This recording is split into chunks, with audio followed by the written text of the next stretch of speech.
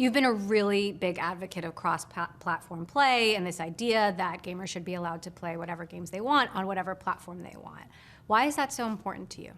Maybe you happen in your household to buy an Xbox and I buy a PlayStation, and our kids want to play together and they can't because we bought the wrong piece of plastic to plug into our television. It just seems that these artificial constraints that the industry might put up for near-term kind of business dynamics, in the long run, if you take a business that is at 3 billion people growing to 4 billion people over the next decade and saying, how do we continue to grow this business, reducing friction for our customers as an industry has to be at the top. So how far does this go? Does this mean that Activision games, that Call of Duty, you'll be able to play on any platform in perpetuity? I don't know what that means in forever. Like when you think about how long, and it's not for any kind of nefarious business reason. It's just like, what do even platforms mean 10 years ago? Like I think the definition of some of these things might change over time, but our expectation is we want more people to play. So I know you're working with Sony on some things for the benefit of gamers. Can you talk to us about that a little bit? We have a pretty big publishing footprint on PlayStation as well as Nintendo,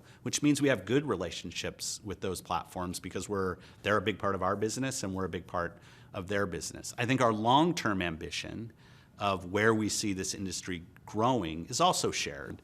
I think the area where things get stuck a little bit, it's in the kind of near midterm competition. If somebody walks into a store and they have one $500 bill, they're either going to walk out with a Switch, which is what most people buy, or they're going to walk out with a PlayStation 5, or they're going to walk out with an Xbox, or maybe somebody will go buy a Windows PC.